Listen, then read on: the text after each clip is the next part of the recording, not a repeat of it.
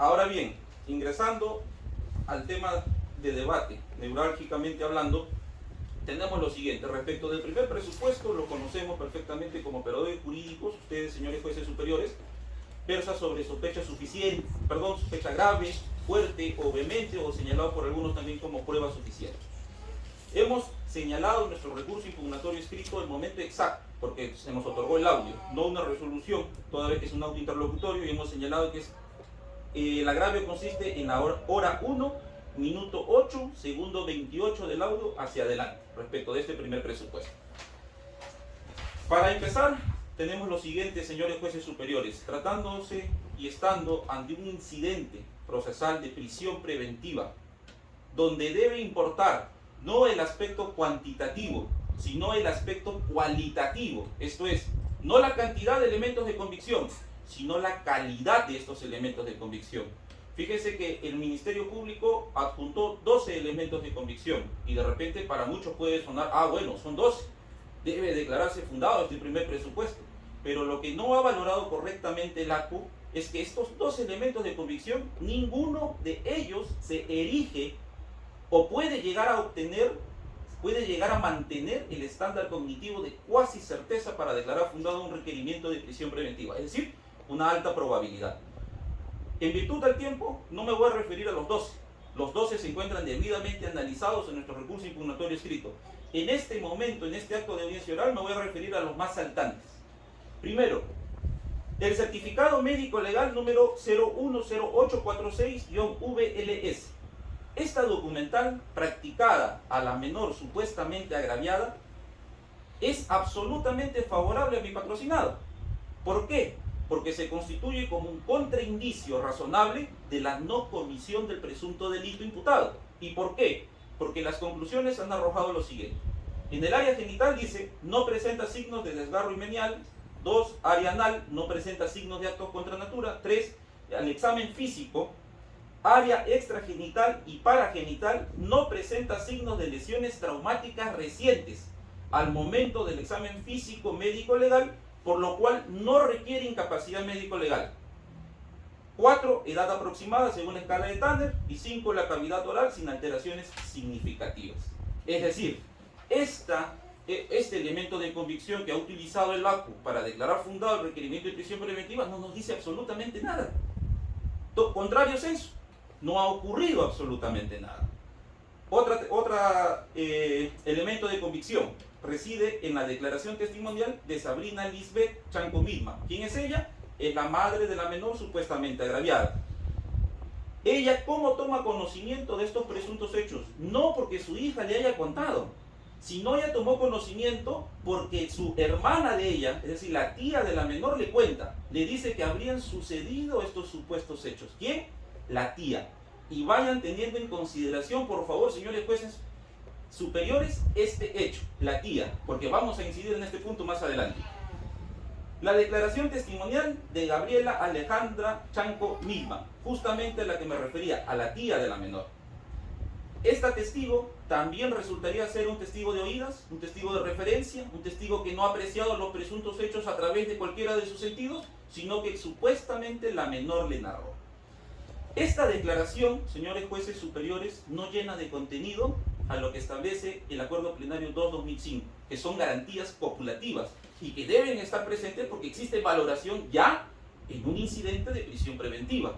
Entonces, ¿y por qué digo esto? Porque fíjense, esta testigo rindió su declaración en la de Pincri Ica el día 9 de diciembre del año 2022.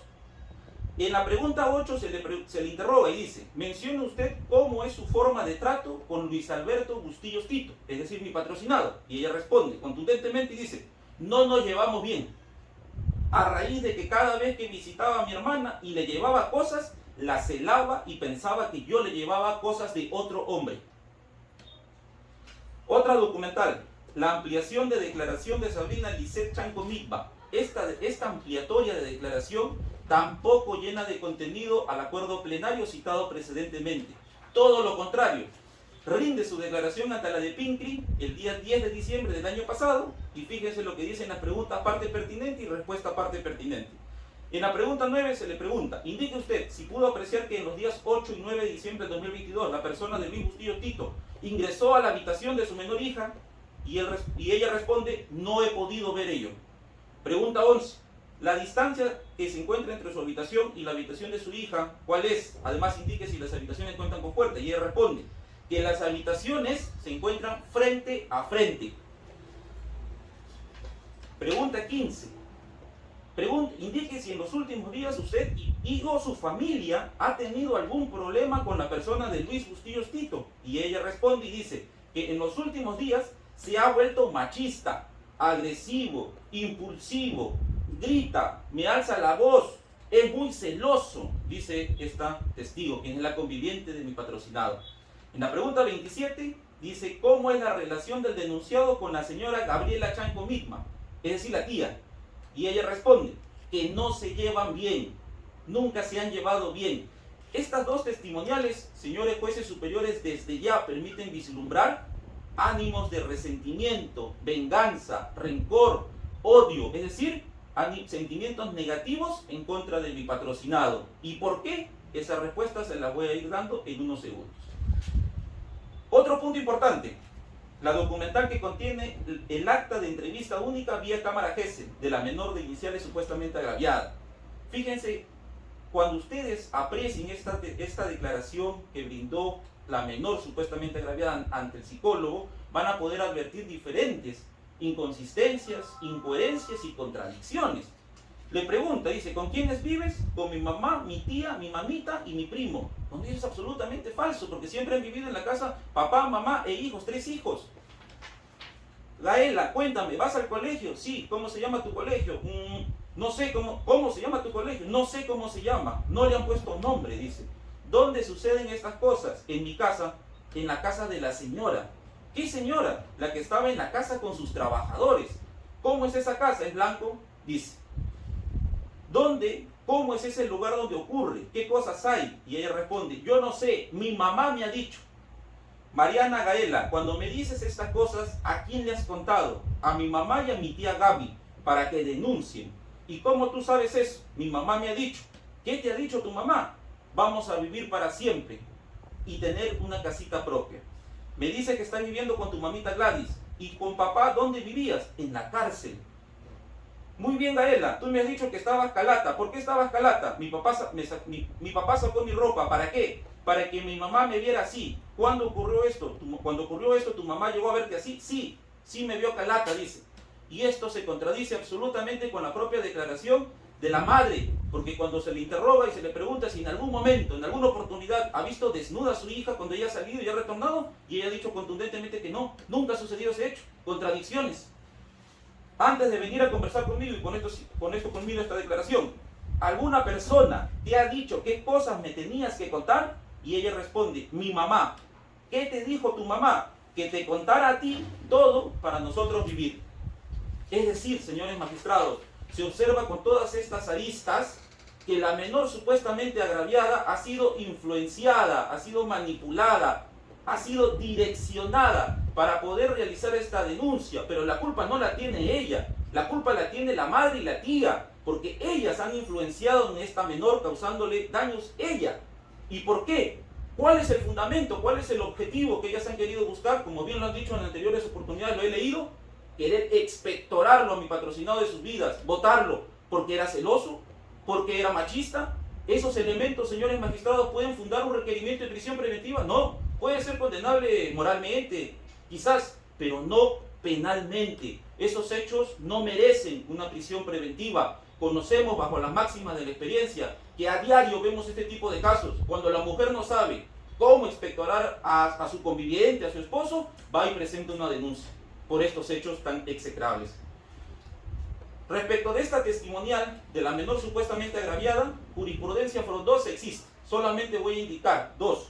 Recurso en nulidad número 1575-2015 de Huánuco y la casación número 482-2016 del Cusco, que en conclusión han definido y han establecido que no solo basta la declaración de una persona supuestamente agraviada, sino necesita corroboración periférica de carácter objetivo, que dote de aptitud probatoria esa declaración, elementos probatorios que no existen o elementos de prueba o elementos de convicción, como lo ha definido el Código Procesal Penal.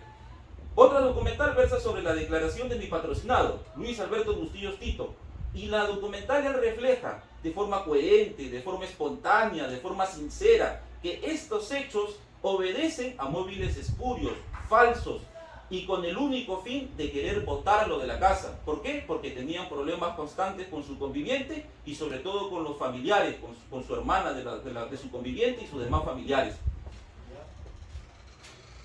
Mi patrocinado brindó su declaración el 11 de diciembre del año pasado. En la pregunta 2, en parte pertinente, dice: si tiene alguna enemistad con la persona de Gabriel Alejandro Chanco Migma, de ser así, su respuesta indique los motivos. Y contundentemente responde y dice: sí tengo problemas, porque desde cuando estuve saliendo con su hermana, ella no estuvo de acuerdo, donde ella me manda mensajes de texto diciendo que era mujeriego, que no quería que estuviera con su hermana, y luego nuevamente tuvimos problemas. Es decir, se evidencia nuevamente, señores jueces superiores, animadversión, rencor.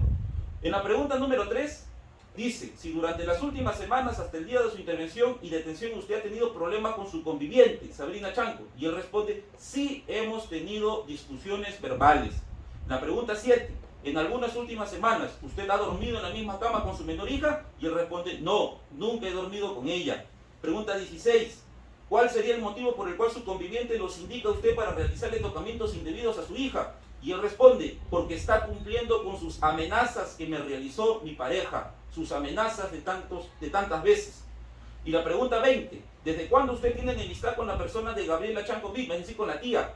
Y él responde: desde que inicié con mi pareja, esto es, desde el año 2018. Y para ello, señores jueces, hemos adjuntado un acta notarial en la cual lo que permite vislumbrar es cuando se le pidió a un notario público acudir al lugar donde vivían, que en el día 19 de diciembre del año 2022, cuando se realiza esta constatación, ya no estaba la conviviente, no están los hijos, se llevó los electrodomésticos, se llevó la ropa, todo, solamente estaba el bien inmueble. Entonces, esto permite vislumbrar que la denunciante, la madre de la menor supuestamente agraviada, lo único que quería era botarlo. Y con esta denuncia... Ya tenemos 15 minutos. Tenemos 15 minutos. No, es que no iba a tener en cuenta cuando tú has detallado. Perdón, continúo en todo caso, señor magistrado. Discúlpeme Sí, que me extienda sí. un poco, pero... Le vamos a dar 3 minutos más. 3 minutos. 15 Es que minutos no permite. Pues. Bien, señores jueces, respecto de este primer presupuesto, en concreto, no se cumple. No existe este primer presupuesto y como consecuencia no se podría haber impuesto una prisión preventiva, que es la medida cautelar más gravosa de todas. No existe afectación psicológica, cognitiva y conductual respecto de la pericia psicológica desarrollada a la menor. No arrojó absolutamente nada. Ustedes lo tienen a la mano y ustedes podrán corroborar lo que yo estoy señalando. El protocolo de pericia psicológica practicada a mi patrocinado, favorable también a él. No arrojó absolutamente nada que lo incrimine. Ante estos elementos de convicción, porque aquí no se discute que no existan elementos de convicción. Lo que se discute es que si estos elementos de prueba de convicción tienen ese estándar cognitivo de sospecha fuerte y no lo cumplen, señores magistrados. Segundo presupuesto, a una suerte de efecto dominó. Si no se cumple el primero, no podríamos referirnos, porque sería ilógico y considero apresurado referirnos a una posible pena concreta. Tercer presupuesto que considero sumamente importante también, que es respecto al peligro de fuga, porque no fue declarado fundado por peligro de obstaculización, solo peligro de fuga. Aquí hay un punto importante y solicito mucha atención, señores jueces superiores, porque es importantísimo lo que le voy a decir. En la audiencia de prisión preventiva hubo otro abogado. Cuando él presenta el escrito adjuntando las documentales para que pueda sustentarse los arraigos, lo hace de manera equívoca, lo hace de manera errada, es decir, nunca presentó correctamente el escrito con las documentales. Y el ACUO simplemente dice que bajo el principio de inmediación, como no tengo las documentales, entonces no tiene ningún arraigo. Entonces no se valoró en lo absoluto ninguna documental porque no fue presentada correctamente. Ante ello, nosotros hemos adjuntado a nuestro recurso impugnatorio frondosa documentación, sustentada y sobre todo de calidad. Por ejemplo, para sustentar el arraigo laboral u ocupacional, hemos adjuntado la ficha RUT número 1075-753805 de la empresa natural con negocio dedicada a la venta al por mayor de metales y minerales, emitida por la SUNAT, de la cual se determina, entre otros datos que obran en dicha documental, que la misma se encuentra activa, siendo la propietaria de dicha empresa una de sus hijas de mi patrocinado. Hemos adjuntado 3 boletas de pago, las últimas, para acreditar que la empleadora de mi patrocinado, Diana Bustillos Guamán, concerniente a los meses de noviembre, octubre y septiembre del año 2022, entre otros puntos más, tiene la condición de empleado desde el 1 de noviembre del año 2021, ganando o percibiendo un ingreso de 3.000 soles. Para acreditar el arraigo domiciliario, hemos adjuntado las siguientes documentales. En principio, mi patrocinado tiene un domicilio real y habitual conocido. Eso ha quedado acreditado incluso con el acta de intervención, cuando lo intervienen en su casa. 2, con su propia declaración. Él vive en urbanización Las Casuarinas, cuarta etapa G7. Asimismo, hemos adjuntado para acreditar este arraigo el certificado literal número tal, que se encuentra contenido, emitido por la SUNAR sede ICA, en la cual permite vislumbrar que mi patrocinado es propietario de un bien inmueble. El arraigo familiar, señores jueces superiores, y que es importante también, fíjense que este es un caso absolutamente peculiar, sui generis, porque mi patrocinado tiene 10 hijos, con 3 compromisos. Entonces, este arraigo familiar se encuentra absolutamente acreditado. Y hemos adjuntado, se ha acreditado cuando él rinde su declaración ante la DEPINCE en las preguntas 12, correcto, y manifiesta y da los nombres de sus 10 hijos y de sus 3 parejas. Hemos adjuntado 6 actas de nacimiento originales y legalizadas de 6 de sus 10 hijos, y los 4 restantes no se pudo en virtud del tiempo. Respecto de este tercer requisito, señores magistrados, se tiene como colofón que no existe peligro de fuga porque se encuentran acreditado con todas estas documentales que no existe peligro de fuga. Por consiguiente, tampoco se estaría cumpliendo con este tercer presupuesto material. Y el cuarto, y con esto voy culminando, señores magistrados, hemos indicado jurisprudencia también frondosa. El cuarto presupuesto requiere que la medida cautelar sea proporcional. Ustedes van a revisar lógicamente y van a escuchar el audio y van a revisar la resolución recurrida, y en ningún momento el ACO se pronuncia respecto de este cuarto presupuesto de manera consciente, de manera sesuda. ¿Por qué? Porque no ha desarrollado ni siquiera el principio de proporcionalidad, es decir, en sus subprincipios, si la medida es idónea, si es necesaria, si la medida ha sido ponderada, no dice absolutamente nada. Entonces, no dice, porque en este cuarto presupuesto es donde se debate y donde se analiza por qué otra medida cautelar no sería la ideal. Comparecencia simple, comparecencia restrictiva, impedimento de salida del país, no nos dice absolutamente nada respecto de ello. Simplemente dice, bueno, entonces la medida resulta ser proporcional y le damos 9 meses. Justamente el quinto presupuesto, con el cual también no estamos de acuerdo. Al no existir los 4 presupuestos anteriores, señores magistrados, o incluso ante la inexistencia de solo uno de ellos, la prisión preventiva, que es la medida cautelar más gravosa y dañosa que puede ocurrir a un ser humano cuando se presume su inocencia sin que exista aún una sentencia condenatoria en su contra, debe ser, y lo conocemos como operadores jurídicos, que en la teoría se dice que es excepcional, que es de última ratio, etc. Pero ¿qué sucede con los jueces de investigación? Doctor, tenemos 21 minutos. ¿Qué sucede con... Para concluir. Un minuto, por favor. ¿Qué sucede con los jueces de investigación preparatoria, señores magistrados, señores jueces superiores? Y es un hecho notorio y cierto. Se constituyen la mayoría, el 90-95%, como mesas de parte de las fiscalías. Formulan un requerimiento de prisión preventiva fundado. Formulan un requerimiento de acusación, pase a juicio oral. Entonces, algo está mal. Y es que los jueces de investigación preparatoria, que se le denomina jueces de garantía, no están realizando su trabajo debidamente.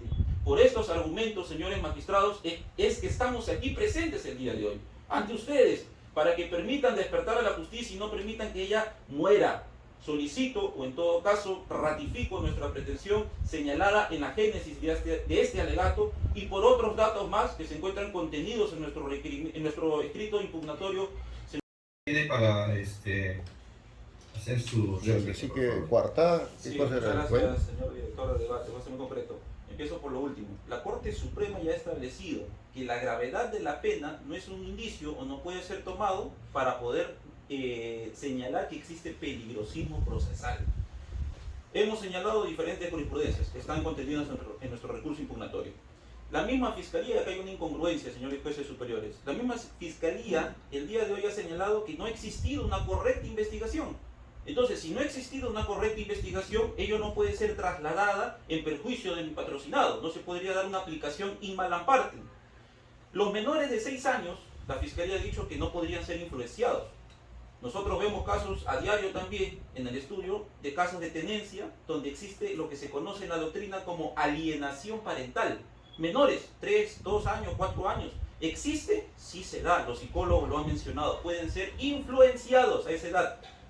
No pedimos nosotros exactitud en la declaración de la menor. Lo que nosotros sí pedimos y lo que señala las diferentes jurisprudencias es coherencia en la declaración. Lo que yo he señalado hace unos segundos es absolutamente incoherente lo que dice la menor, que vivía en la cárcel con su papá, que su papá la vio calar, cuando todos esos elementos ya lo hemos definido. O sea, son incoherentes. El principio, el apotegma, el brocardo, testis unus, testis nullus, lo conocemos como operadores jurídicos. ¿Ha quedado proscrito? Sí, pero ¿qué es lo que ha dicho la Corte Suprema? Que tiene necesariamente, no basta la declaración de la víctima por sí sola, necesita corroboración periférica de carácter objetivo que dote de actitud probatoria esa declaración, situación que no acontece en el caso sub judice. Por lo cual, señores magistrados, también otro punto que hemos tenido en cuenta que es básico y es elemental, mi patrocinado tiene 10 hijos y sus 10 hijos siempre lo han amado y lo aman. Aquí en el estudio conmigo tengo a la mayoría de sus hijos, señores magistrados. ¿Y por qué están aquí? Porque Señor, aman a su padre. Concluimos. Termino con lo siguiente, señores magistrados. Ha mencionado coartadas, yo no entiendo a qué se refiere con coartadas, pero sí entiendo de que uno habla no por ciencia, sino por experiencia. Yo no entiendo a qué se refiere con coartadas.